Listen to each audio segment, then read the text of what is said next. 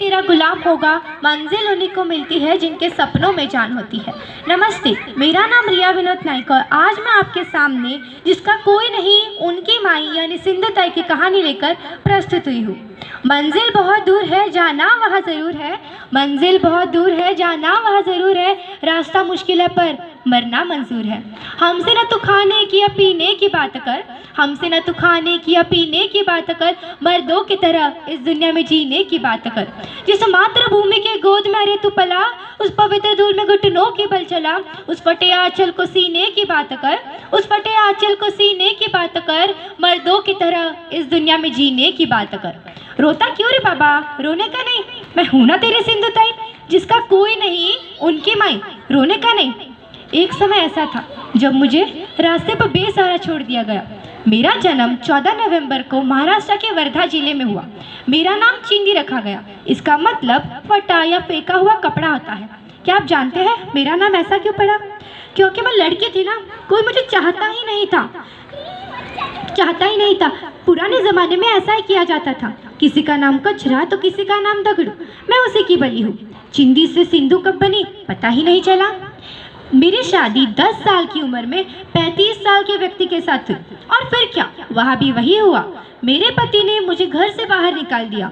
ये भी कुछ कम नहीं तेरा दर्द छूटने के बाद, ये भी कुछ कम नहीं तेरा दर्द छूटने के बाद, हम अपने आप से मिले दिल टूटने के बाद। ये तो सिखाया है मुझे अपनी ज़िंदगी ने। मैं अपने 10 दिन की बच्ची को लेकर शमशान में रहा करती थी। अपनी बच्ची का पेट भरने के लिए जले हुए मुर्दे पर पड़े आटे से रोटी पकाकर खिलाया करती थी। क्या आप जानते हैं मैं शमशान में क्यों रहती थी? 20 साल की उम्र में 4 लड़के एक जगह होकर मुझे उठा लिया तो मेरी सहायता कौन करेगा? मेरा है ही कौन, मैं बुलाऊं किसे? सच कहूँ तो मैं मर जाना चाहती थी, मैं जीना ही नहीं चाहती थी।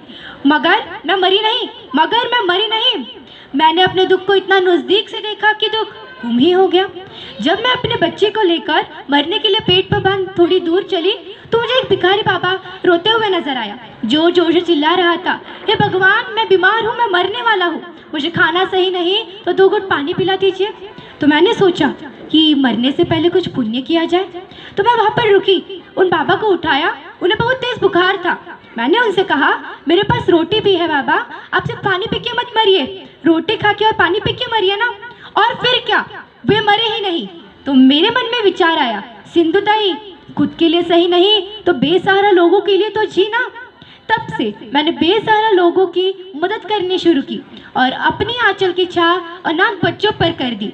20 साल की उम्र से मैं बेसहारा लोगों की मदद करती थी और 40 वर्षों में हजारों से अधिक अनाथ बच्चों को गोद ली, देखभाल की और उनकी माँ बनी। इन बच्चों के पेट भरने के लिए मैं स्टेशन व ट्रेन में शायरी और गाना गाया करती थी और मेरे शायरी और गाने लोगों को इतने पसंद आने लगे कि वे मुझे खाना, पैसे और तो और अनाथ बच्चों के लिए दान भी देते थे। इसीलिए मैं कहती हूँ, किसी की मुस्कान का कारण बनो, किसी की मुस्कान का कारण बनो, इंसान हो, इंसानियत की पहचान बनाओ। दूध में पके चावल को खीर कहते हैं, दूध में पके चावल को खीर कहते हैं, मोहब्बत में खाई ठोकर तो उसे तकदीर कहते हैं। लकीर की फकीर हूँ मैं, कोई गम नहीं, लकीर की फकीर हूँ मैं, कोई गम नहीं, धन नहीं तो क्या हुआ, इज्जत तो मेरी कम नहीं। धन्यवाद।